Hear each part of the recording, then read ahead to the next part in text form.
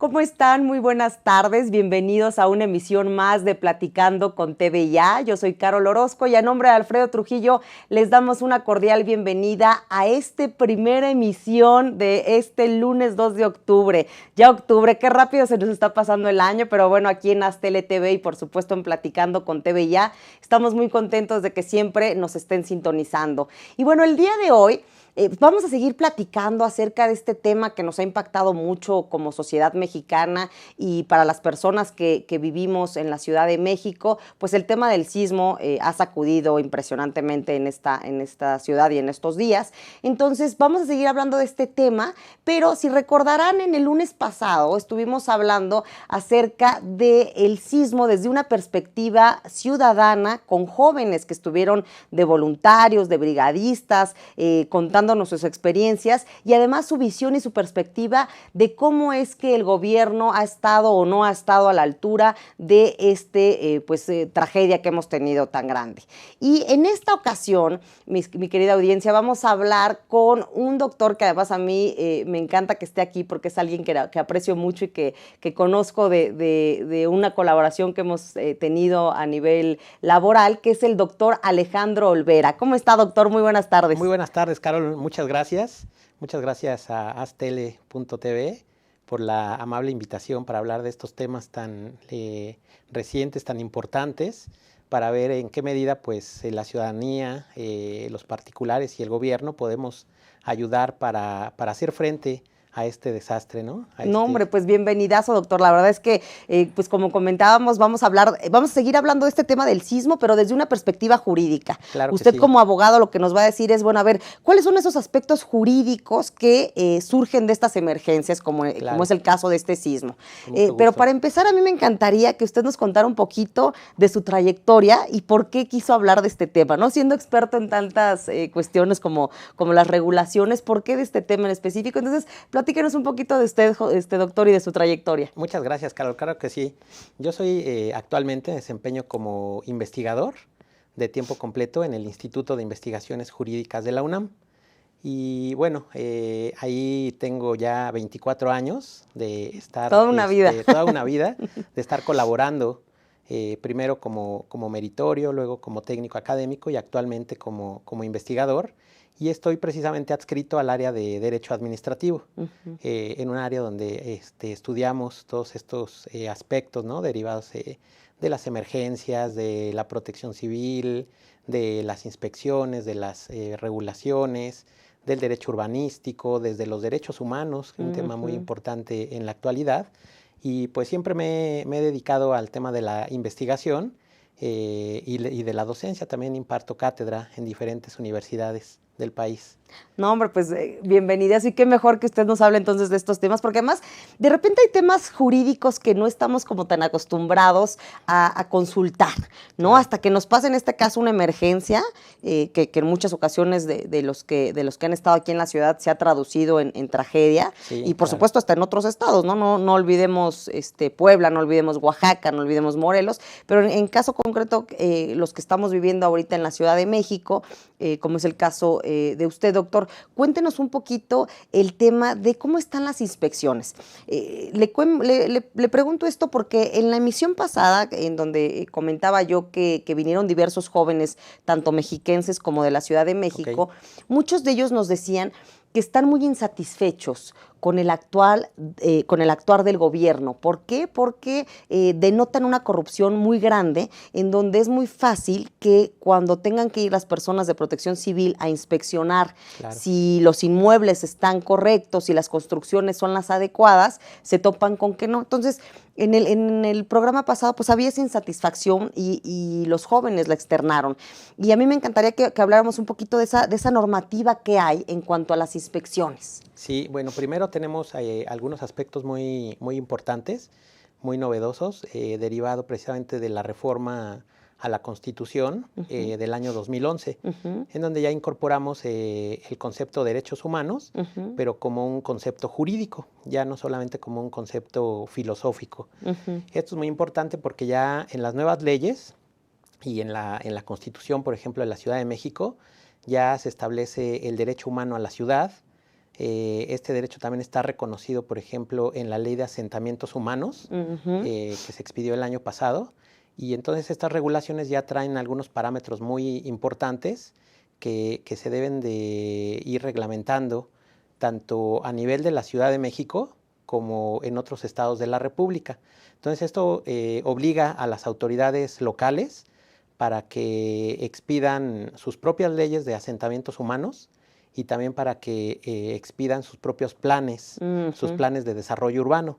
Esto es muy importante porque hay estudios previos de las autoridades competentes para determinar qué tipo de construcciones se pueden establecer, se pueden realizar en las diferentes zonas, por ejemplo, de la Ciudad de México, ¿no? Pero la base, entonces, nada más para repetir, es a raíz de la reforma constitucional en temas de derechos humanos en el 2011. En el 2011. En donde ya no está nada más como algo meramente filosófico, sino que ya es un concepto, ¿no? Ya es un concepto jurídico. Y ya hay hasta principios, ¿no? Como el principio pro persona, que ya específicamente se implementa. Que ya se debe de respetar también. Y también pues están involucrados otro tipo de derechos humanos que ya también están reconocidos en esta ley de asentamientos humanos. Entonces es muy importante también otro aspecto con la que ya cuentan actualmente las autoridades, que es el uso de las tecnologías de la información para determinar incluso vía satelital cuáles son las zonas que pueden tener mayor riesgo y en las cuales pues obviamente no se pueden hacer construcciones tan altas o que se tiene que implementar un tipo de arquitectura o ingeniería para soportar los sismos, ¿no? de magnitudes altas. Entonces, digamos, sí tenemos a partir del 2011 cada vez una normativa específica y que está a la altura de los, digamos, sucesos, en este caso de la naturaleza que tengamos. Sí, entonces, claro. Y dentro de las innovaciones, usted me dice, una de las innovaciones está las tecnologías de la información. Sí, por ejemplo. ¿No? ¿Qué otras innovaciones hay? Pero además mi siguiente pregunta, además de las innovaciones, sería, bueno, entonces, ¿qué es lo que está fallando? ¿No? Claro. O sea, si desde el 2011 tenemos normativa que está a la altura, que tendría que responder, ¿qué es lo que pasó? ¿No? ¿Qué es lo que está pasando? Que existe la normativa, pero a la hora de materializarla, pues es como si no existiera. Claro, vemos estos ¿no? desastres, ¿no? Exacto. Sí, bueno, entonces en primer lugar tenemos ya una base jurídica, una base normativa con la que tienen que cumplir las autoridades, pero también los particulares que quieran hacer construcciones, edificios, una casa, un centro comercial, tienen que cumplir con estos parámetros de los reglamentos de construcciones y también de las leyes de desarrollo urbano y de asentamientos humanos. Pero también hay un aspecto muy, muy importante, que es el tema de las inspecciones. Esto yo creo que es un tema muy, muy relevante que debemos de tomar con mucha seriedad en el país. Hay una regulación, pero que es muy dispersa y también hay regulaciones de diferente nivel. Hay regulaciones en la ley y hay regulaciones en reglamentos y los procedimientos son muy diversos. Yo creo que debería de expedirse una ley general de verificaciones, de inspecciones, de visitas domiciliarias. Claro, que todo esté homogenizado, porque si no, entonces son criterios distintos o de repente para un tema se verifica de una manera, para otro de otro, entonces empieza a haber contradicción hasta de criterios. Exactamente. Pues puede, incluso para una misma actividad, por ejemplo, construcciones.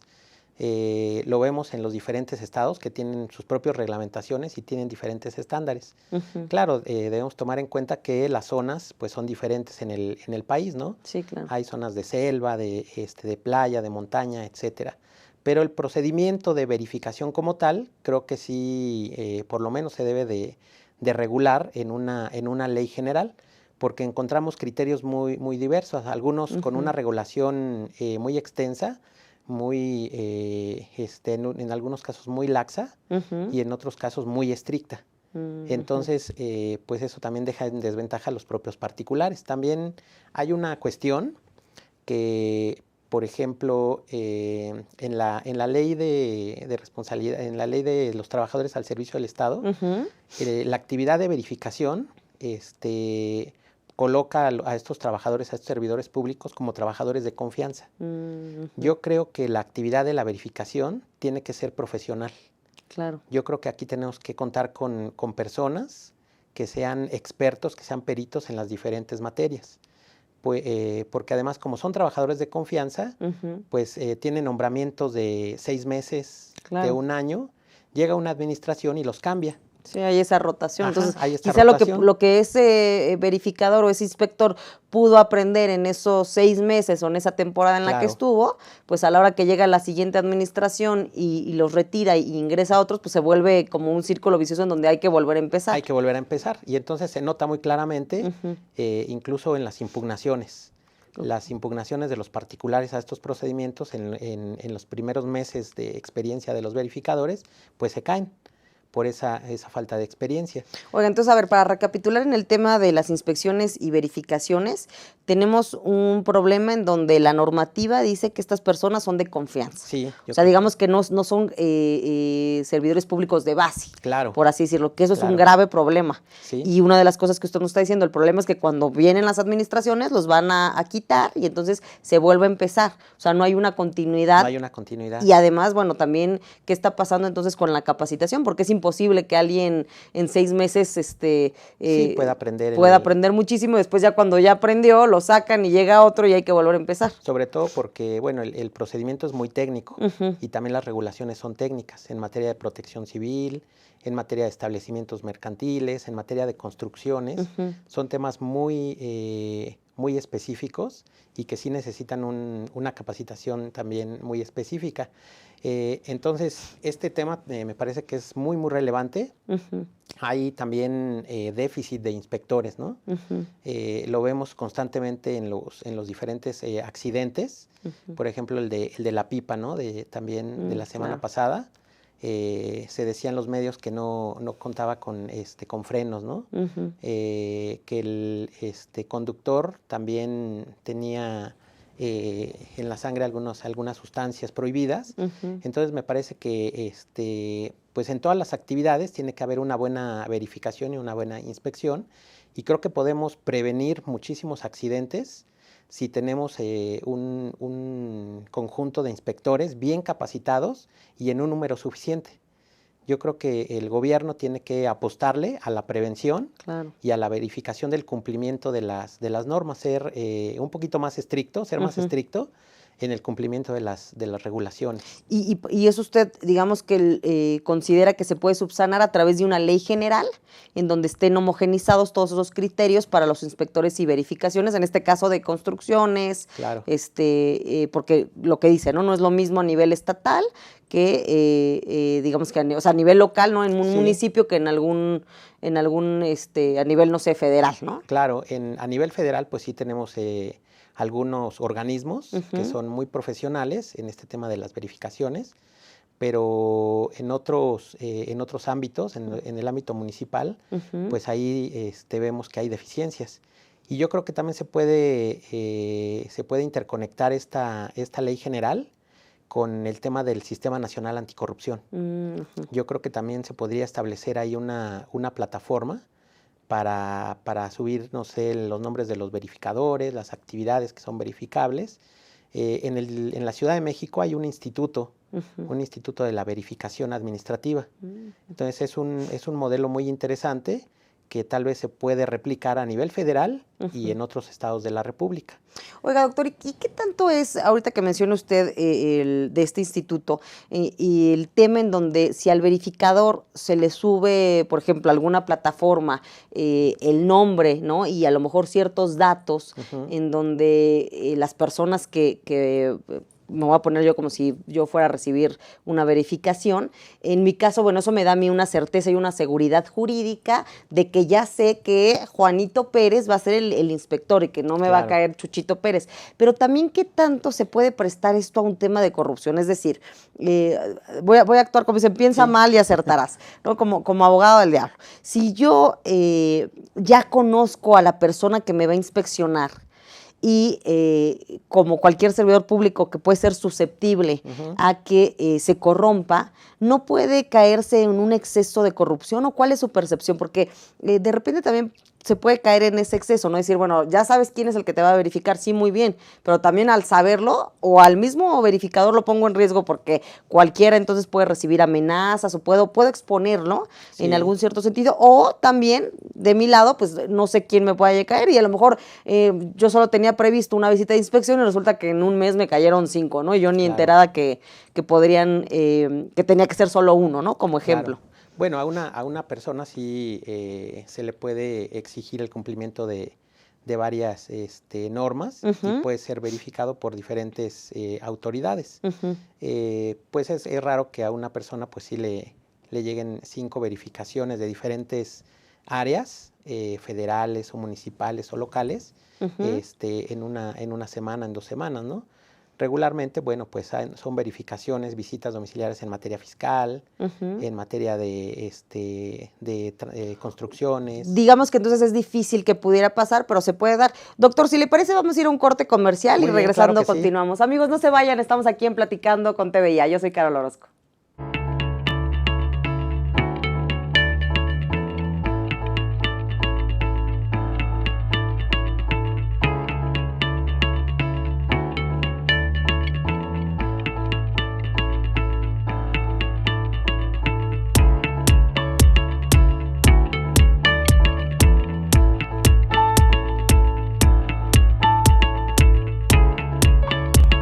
Estamos seguros que construyendo a través de la gente podremos trabajar y sobre todo contribuir en los resultados de su negocio.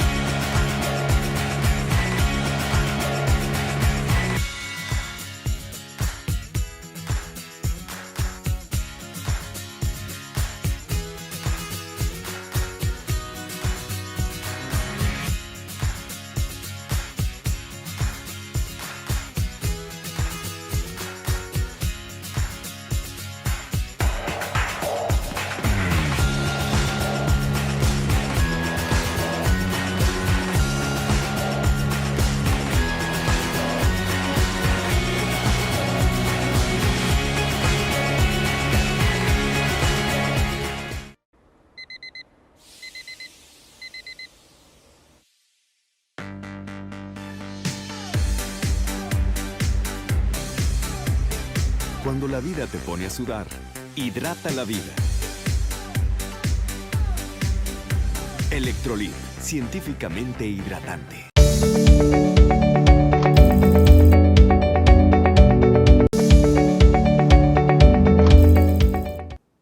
Amigas y amigos, ya estamos de vuelta aquí en Platicando con TVIA. Yo estoy con el doctor Alejandro Olvera. Y doctor, en el corte pasado, hablando de este tema de los aspectos jurídicos, Sí. De las emergencias, y que decíamos con motivo de pues lo que pasó ahorita en el sismo del 19 de septiembre, Sí, claro. En el corte pasado nos habíamos quedado en qué tanto es beneficioso o no es beneficioso, qué tanto riesgo hay de publicar pues el nombre y los datos de los verificadores, ¿no? Sí.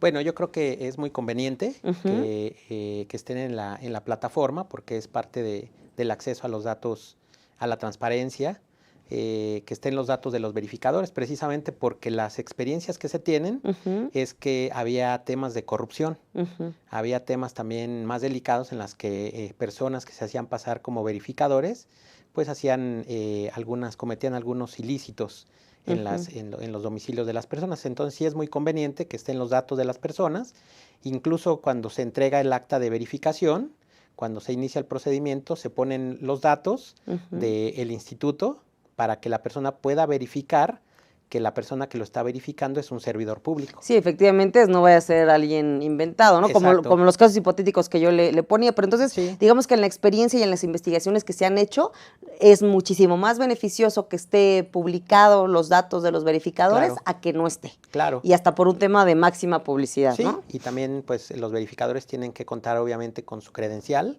vigente para que puedan identificarse frente a las personas y puedan iniciar estos procedimientos de verificación. En la orden de verificación se señala cuáles son las obligaciones que se va a verificar el cumplimiento de esas normas. Entonces, el propietario del inmueble, por ejemplo, ya sabe de antemano qué es lo que van a constatar las autoridades, qué es lo que van a inspeccionar o verificar. Claro. Si está en buenas condiciones el inmueble, si cuenta con los permisos para construir los 8 pisos o los 10 pisos que tenía autorizados, etcétera. Como el caso ahorita tan famoso, ¿no? Del colegio Repsamen. Sí, claro. Que se dice que no tenían los permisos por parte de las autoridades de la Ciudad de México correspondientes para hacer un segundo piso, ¿no? Que fue parte de la desgracia. Sí, esto yo creo que es un ejemplo muy claro de por qué es muy importante el tema de las verificaciones y por qué se debe de crear un organismo que sea totalmente independiente, imparcial, que en su actuar sea objetivo y con un marco normativo bien sólido para que no sucedan este tipo de situaciones, ¿no? De desgracias. Entonces, los puntos a mejorar sería que hubiera una ley general respecto a verificaciones, sí, desde para mi punto que de vista, hubiera homogenización, ¿no? Desde su perspectiva. Sí. El otro tema, que haya un instituto encargado específicamente de eso, que no nada más estén cambiando cada 6 meses o cada X meses a los verificadores, sino que haya una permanencia, que no sean de confianza, que sean de base, ¿no? Y el tema también de que en los portales se publicite quiénes son los verificadores, se dé los datos de las personas que están autorizadas, que son los servidores públicos autorizados para dar las verificaciones o inspecciones. Claro, yo creo que esos puntos son muy relevantes. Yo he realizado algunas investigaciones y creo que sí es muy conveniente contar con un organismo, con una institución bien sólida, en donde, bueno, pues pueden cambiar los titulares, ¿no? Puede cambiar el titular del instituto, pero tienes una base sí, los verificadores son los que se mantienen, de operadores claro. Que tienen los conocimientos jurídicos y los conocimientos técnicos en cada una de las materias. Claro. Entonces, doctor, ahora pasando a otro tema de lo que usted nos decía al principio del programa, que me llamó mucho la atención, que usted es experto o se dedica en el Instituto de Investigaciones Jurídicas a investigar acerca de los temas en materia urbanística, ¿no? Y esto me llama la atención por la regulación y por el tema de protección civil. Sí. Yo le confieso que, como cualquier otra ciudadana, yo no me había tocado a mí vivir ningún sismo, entonces como que uno es muy inconsciente en muchas cosas y ahorita como que te siembra, ¿no? Te causa una conciencia que antes, o en mi caso al menos, que antes no tenía.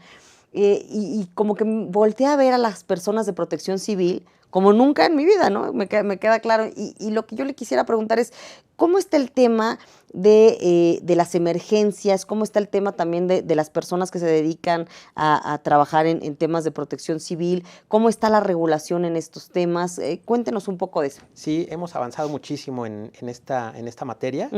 Y en la propia Constitución se establecen diversas hipótesis en las cuales, bueno, el propio Estado puede caer en una situación de emergencia. Pues en el artículo 29, por ejemplo, está la suspensión de derechos humanos y de garantías cuando pueda existir un riesgo que pueda afectar a la sociedad, a toda la sociedad del territorio nacional o una parte. Entonces ahí el presidente de la República y el Congreso tienen un mecanismo muy importante para hacer la declaratoria de suspensión de derechos humanos y de sus garantías. Ahí estamos esperando que el Congreso expida una ley. También el propio presidente de la República y el Consejo de Salubridad General también tienen facultades para declarar emergencias en temas sanitarios, como lo que sucedió en el 2009, derivado del tema de la influenza. Claro. Entonces ahí hubo una reacción inmediata del gobierno federal. Se detectaron las personas que tenían estos síntomas y de inmediato el presidente de la República lo que hizo fue decretar la emergencia. Aquí se hizo mediante un decreto y en el propio decreto se establecían las acciones que debía tomar la Secretaría de Salud. Entre otras, pues se suspendieron las clases, por ejemplo, ¿no? Suspendieron las labores en todo el territorio nacional. Y luego también está una regulación muy, muy importante, que es la Ley General de Protección Civil. A ver, porque en esa ley se establecen las diferentes situaciones en las que se puede decretar una emergencia. Entre ellas, pues obviamente un sismo. Están también fenómenos de lluvias, de nevadas intensas, ¿no? Lo que sucede a veces en el norte del país. Claro. Y ahí vienen los procedimientos. O las lluvias tan terribles que luego se dan en Tabasco, claro. o no sé, en toda la parte del sur, ¿no? Ahora que estuvimos precisamente en esta época de lluvias, en la que hemos tenido también acontecimientos muy lamentables. Sí, claro. Y en las que se tienen que implementar estos mecanismos para poder acceder a los fondos que tiene el gobierno para reconstruir estos daños en los diferentes municipios. Inclusive eso fue, por ejemplo, en el Estado de México, Alfredo del Mazo, ¿no? Sí. Toma protesta y casi a las 24 horas le toca una emergencia, una ¿no? emergencia, una y emergencia. en 12 municipios, ¿no? Sí. Activó justo este supuesto para que pudieran bajar recursos y actuar rápidamente. ¿No? Sí. Este mecanismo me parece muy, muy importante porque a través de este mecanismo pues se puede actuar con efectividad por parte de los gobiernos para comprar lo necesario, ¿no? Víveres, cobijas, alimentos, habilitar albergues y hacer frente a la situación de emergencia y después, bueno, ya con más elementos técnicos, pues poder realizar la reconstrucción de las oficinas de gobierno, de las viviendas privadas, etcétera. Ahora, esto es progresivo, obviamente, ¿no? Vuelvo a poner el ejemplo que nos está tocando vivir, es no con ayudar 1 o 2 días, por ejemplo, por parte de la sociedad civil es suficiente, sino es algo que tiene que ser permanente y lo mismo, o bueno, más bien de muchísimo más tiempo, de un alcance más largo, y lo mismo para el tema de las autoridades, es decir, las autoridades no van a ayudar 1 o 2 veces, sino tienen que ir implementando estos mecanismos y a final de cuentas utilizar la legislación que tienen, la normativa que tienen para aplicarla, ¿no? El problema, en su experiencia, ¿sí la han aplicado correctamente? ¿Cuál es su percepción? Pues, por ejemplo, hubo el 7 de septiembre un sismo que afectó el de 8.1 grados y entonces ahí esta ley de protección civil permite precisamente que se active el mecanismo en pocas horas. Entonces se hace la solicitud por parte del gobierno del estado al Coordinador Nacional de Protección Civil y el Coordinador de Protección Civil gira un oficio, una instrucción para el Centro Nacional de Prevención de Desastres. Entonces el CENAPRED elabora un dictamen técnico y esto lo tiene que hacerse en pocas horas o en pocos días para determinar el grado de afectación y determinar si Sí, procede la o no la magnitud, declaración claro. de la emergencia. Entonces, esta declaratoria de emergencia, bueno, una vez que ya el CENAPRED hace el dictamen positivo, se lo envía nuevamente al Coordinador Nacional de Protección Civil y entonces se aprueba o no la declaratoria de emergencia en los municipios afectados o en los estados afectados, dependiendo. Ahora, como dice usted, evidentemente esto tiene que ser súper rápido, Sí, ¿no? sí, No sí. puede tardarse, quizá como en otros procedimientos que se tienen, que son de tantos días hábiles y, Claro. no sé, se le notifica y tantos días después de la notificación. O sea, no, aquí estamos hablando, Sí, sí, sí. evidentemente, por un tema de emergencia. Sí, es un mecanismo muy, muy rápido, obviamente que tiene que pasar por todos los procedimientos, porque además tiene vigilancia pues del órgano interno de control para liberar los recursos. Claro. Entonces todo se tiene que hacer conforme a la ley de protección civil y después de que se declara se autoriza la declaratoria, se tiene que publicar en el Diario Oficial de la Federación y ya publicando en el Diario Oficial de la Federación se puede acceder a los recursos. Y ahí en las mismas declaratorias se establece qué tipo de recursos, para qué se van a utilizar, ¿no? Para víveres, Claro. cobijas, etcétera, ¿no? Ahora, doctora, a mí hay algo que me llama la atención como ciudadana, y aprovechando que usted está aquí, quiero que me desahogue esta duda personal. Claro que sí. El tema, por ejemplo, de lo que decíamos, ¿no? Las personas de protección civil dan este dictamen que usted está mencionando, pero a mí me ha pasado por personas cercanas a mí que tienen asociaciones civiles enfocadas a temas de derechos humanos en general y otras de derechos humanos de la mujer y para las niñas y los niños, en donde fueron los de protección civil y les dijeron, las instalaciones están perfectas, vamos a dar un dictamen en donde es negativo, o sea, es decir, es bueno porque no hay daño, no se observan un daño severo. Los daños que se observan son a muros falsos, no están en muros que realmente afecten o impacten, entonces pueden continuar con, en este caso es un semi-internado, pueden continuar con las labores con los alumnos a partir de que la SEP dé la instrucción, ¿no? Pero Claro. El inmueble está bien.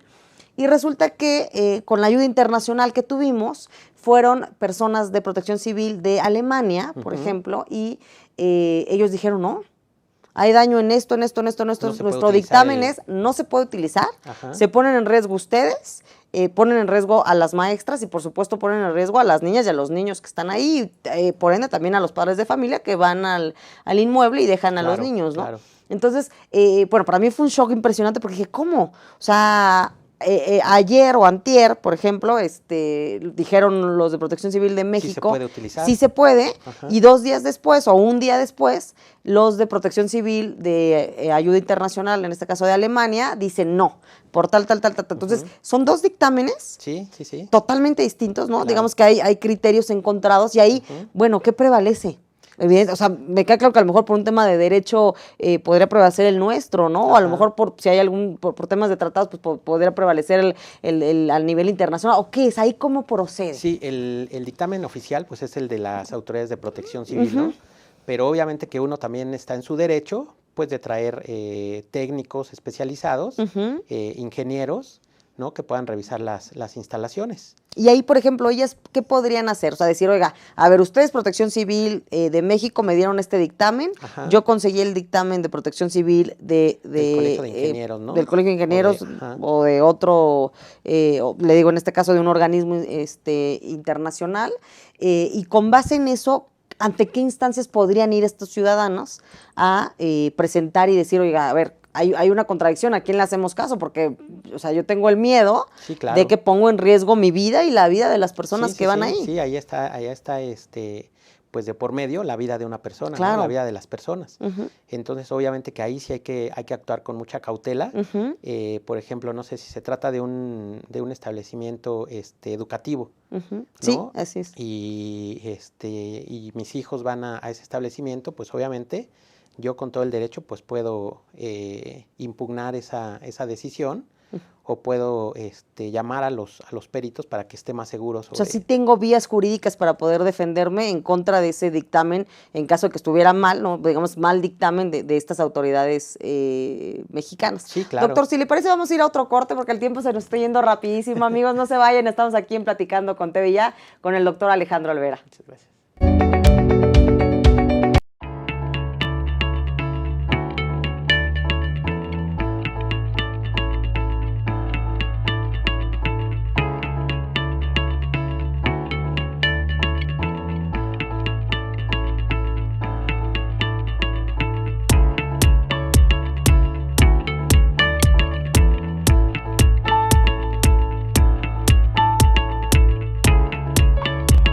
Estamos seguros que construyendo a través de la gente podremos trabajar y sobre todo contribuir en los resultados de su negocio.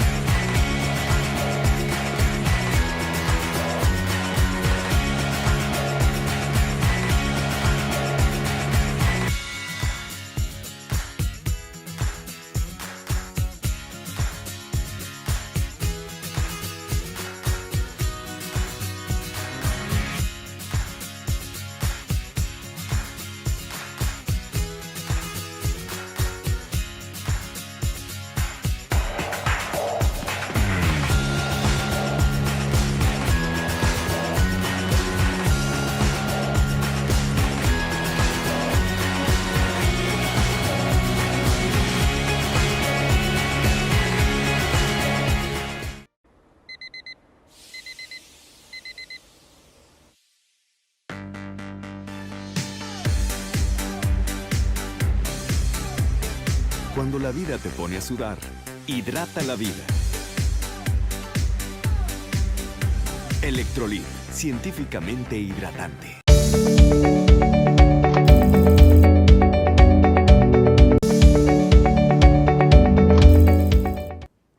Amigas y amigos, ya estamos de vuelta aquí en Platicando con TV Ya. Yo soy Carol Orozco. Les recuerdo que a nombre de Alfredo Trujillo estamos en este lunes 2 de octubre, que además no se olvide también recordando pues obviamente este suceso tan terrible que pasó, así que imperdonable también de las autoridades que hayan actuado tan mal y bueno, aprovechando este espacio pues para recordar eso. Y bueno, retomando en el corte pasado, doctor, que estamos hablando acerca de los aspectos jurídicos de las emergencias, ¿no? A propósito de lo que pasó en el sismo de este 19 de septiembre, estábamos hablando del tema de la protección civil, ¿no? Y lo importante que es, en este caso usted nos decía, bueno, si hay dictámenes encontrados, pues entonces hay maneras de impugnar y decir, oiga, el dictamen que me está dando la autoridad mexicana no es el correcto y entonces ir a las vías legales para no exponer y poner en riesgo a las personas. Sí, sobre todo a los niños, en este caso a los niños. En una vivienda, etcétera, ¿no? Claro, y mi siguiente pregunta sería respecto a los protocolos que se tienen que utilizar. Yo igual le confieso que en el año creo que mandaron como 3, 4 veces diversos protocolos de emergencia y como que uno no los toma en cuenta, ¿no? Y ahorita por primera vez dices, no, y a ver, voy a imprimirlo, voy a leerlo, voy a estar consciente, ¿no? Qué triste que tengan que pasar desgracias para que uno se haga consciente. Entonces, cuéntenos un poquito de estos protocolos que existen de emergencia, si hemos innovado, si no, en qué estatus estamos, ¿cómo está el tema? Pues en general creo que tenemos bastantes medidas en la Ley General de Protección Civil y en las reglamentaciones. El problema es que pues relajamos estas medidas. Yo creo que es muy importante ahí tener contacto con las autoridades, no solamente las empresas, no solamente los propietarios de edificios, ¿no? También nosotros en lo personal podemos acceder a la legislación y podemos acudir con las autoridades, porque desde los propios anuncios, ¿no?, de rutas de evacuación, Claro. que a veces son muy importantes, porque en estos casos a veces uno no tiene claro por dónde está la salida. Muy importante tomar en serio estos simulacros, ¿no? Claro. Esto es muy, muy importante porque, bueno, pasa el tiempo, se relaja uno. Hubo gente que prefirió irse a tomar un café que estar el haciendo el simulacro. ejercicio del simulacro. ¿Y cuál va haciendo 2 horas después? Sí. Y como dirían los La chavos, situación- tómela, La ¿no? situación real, ¿no? Sí, exacto. Entonces sí, de hecho en el simulacro que comentan muchas personas que lo tomaron así como muy relajado el asunto, ¿no? Bajaron caminando tranquilamente, etcétera, ¿no? Entonces, ante una situación real, pues siempre hay que estar muy preparado. Hay que tomar en serio todas estas medidas y bueno, son un conjunto de medidas que están en la Ley de Protección Civil y también en las reglamentaciones y en los protocolos que están en las páginas también de las autoridades de protección civil federales y estatales y municipales.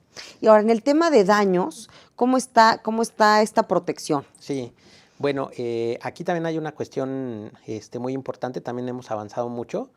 Se incorpora a la Constitución en el 2002 el tema de la responsabilidad patrimonial del Estado por responsabilidad, por actividad administrativa irregular. Entonces, aquí también relacionado con el primer punto del que hablábamos, que es las inspecciones, aquí también puede haber una responsabilidad por parte del Estado por no realizar adecuadamente estas inspecciones y estas verificaciones, ¿no? Porque se permitieron, al menos es lo que está circulando, se permitieron que se construyeran pisos, casas, ¿no? Dentro de los inmuebles donde no estaba permitido. Claro. Y aquí es muy importante también el tema de los jueces, ¿no? También los jueces me parece que tienen una responsabilidad muy importante al momento de otorgar, por ejemplo, suspensiones. Cuando hay clausuras o cuando hay suspensiones de actividades, es muy importante que los jueces también, cuando los particulares vayan a impugnar, cuando vayan a presentar amparos, por ejemplo, que los jueces revisen adecuadamente. Claro. No nada más temas formales, sino temas reales. Yo creo que aquí también tiene que cambiar la forma en la que se hace justicia en nuestro país. El chip, claro, Sí. del juez. Yo creo que es muy importante que el juez también acuda a los lugares y revise y vea cómo están las cosas en la realidad, ¿no? O que vaya un secretario o que vaya un personal del juzgado, Claro. para que no levanten las clausuras o las suspensiones, ¿no? Cuando esté en riesgo, pues la integridad de las personas o la propia vida. Porque además muchas veces pasa que ves ciertas construcciones que quizá no deberían de estar suspendidas, y las que deberían de estar suspendidas no las ves suspendidas, o sea, como Claro. que hay ahí un cruce muy raro. Sí, yo creo que también las autoridades también tendrían que obligar a las personas, por ejemplo, en el caso de las instituciones educativas, de los colegios privados, obligarlos a que pongan de manera visible pues todos sus permisos, ¿no? De uso de suelo, su permiso para operar como escuela, etcétera, ¿no? Todo de manera muy, muy transparente para que también uno como padre de familia esté tranquilo del lugar en donde sus hijos van a pasar gran parte del tiempo. Entonces es muy importante tomar en consideración porque la omisión en estas facultades, en el cumplimiento de estas obligaciones, pues puede traer como consecuencia no solamente responsabilidades para los dueños, para los propietarios de estas empresas, sino también para las autoridades por no vigilar el cumplimiento de las normativas. Sí, claro. Entonces ahí tenemos el tema de la responsabilidad patrimonial del Estado. Que dice que eso, bueno, fue a partir de la reforma del 2002. Del 2002. Que eso es algo importante. Ahora, en cuanto a usted dice, eso es algo importante, ¿no? Las responsabilidades. Pero además, ¿qué otros tipos de responsabilidades podría haber? O sea, ¿qué nos puede proteger además de esta responsabilidad que nos está diciendo? Sí, pues hay una responsabilidad por parte de las empresas constructoras, ¿no? Porque nos ofrecen departamentos, nos ofrecen casas que están construidas con materiales que pueden resistir sismos y que pues ante los eventos de emergencia pues ya vemos que no son tan resistentes, Claro. ¿no? O que no se hicieron siguiendo la normatividad para evitar estas tragedias. Es más, dicen que en muchísimos edificios lo que pasaba es que seguía la construcción de hace, voy a inventar, 50 años. Sí. Y lo que hicieron nada más fue poner una fachada bonita. A la hora que pones una fachada bonita lo puedes dar ya en 3, 4, 5, no sé cuántos millones. Sí, claro. Pero evidentemente pues con la Sí, misma calidad de hace 50 años. Claro, la estructura ya está debilitadísima, ¿no? Entonces, sí. Ahora también otra de las preguntas que le quisiera hacer es, de repente hubo un boom y en muchísimas colonias, le repito también en el programa pasado que vinieron estos jóvenes, decían, a ver, en mi colonia, porque me acuerdo mucho de una chica que decía, yo vivo en la delegación Coyoacán y en mi colonia de repente hace 4 o 5 años hubo un boom en donde empezaron a construir, ya no tienes agua, y de repente en espacios súper pequeños decías, oye, de verdad aquí se puede construir, no, pues quién sabe cómo le hicieron, pero es un mini pasillito y en lugar de ser como un espacio más amplio de departamento, lo hicieron como loft, pero estilo chorizo, por así decirlo, sí, ¿no? Sí, sí. Unas cosas locas que dices, oye, ¿está permitido? Eso dice la normativa. ¿Estamos siguiendo estos protocolos de los que usted nos menciona? Sí, yo creo que ese es un tema muy, muy importante y muy delicado, ¿no? Porque pues tiene que haber una supervisión por parte de las autoridades, pero una supervisión seria, ¿no?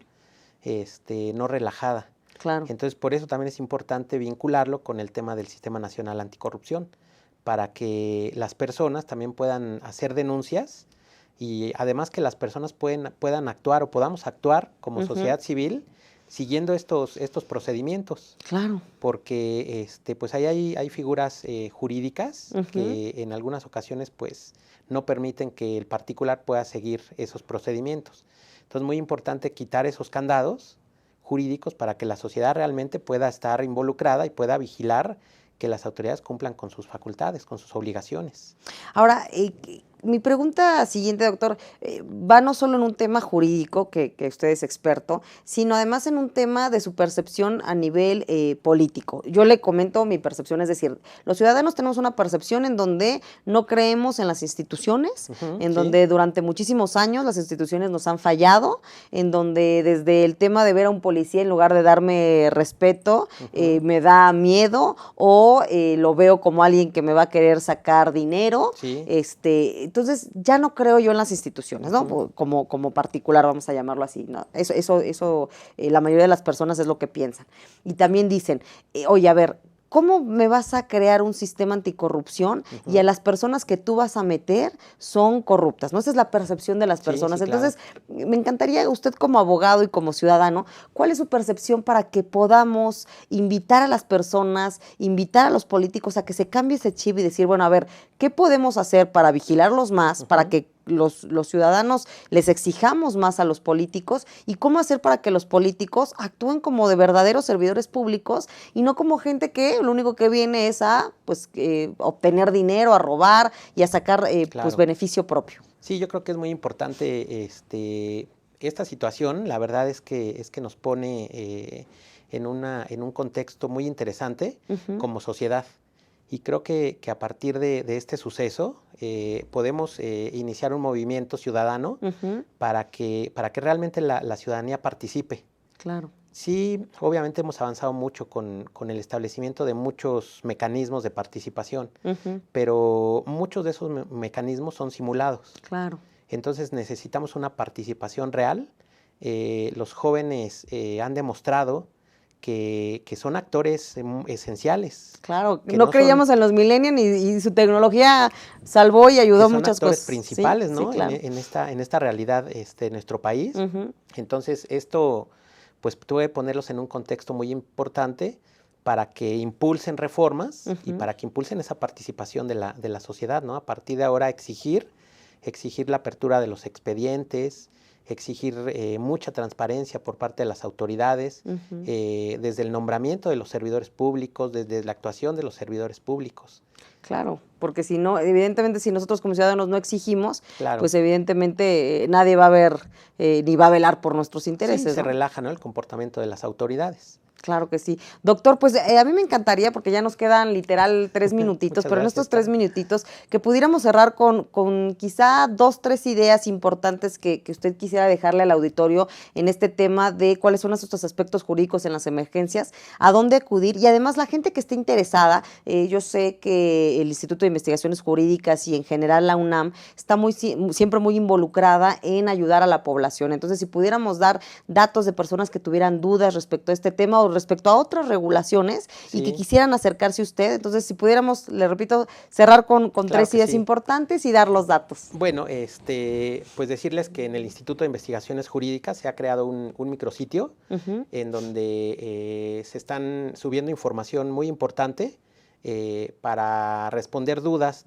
muy puntuales de las personas que tengan acerca de su patrimonio, cómo recuperar sus documentos, por ejemplo, ¿no? Que perdieron, su credencial de lector, etcétera, ¿no? Claro. Entonces, en ese micrositio que está construyendo el instituto ya está visible para todas las personas. Excelente. Se trata de un micrositio que no es con un lenguaje jurídico, técnico, sino muy ciudadano, muy ciudadano de las personas. Para que cualquier persona lo pueda consultar y pueda ahí responder muchas dudas que tiene.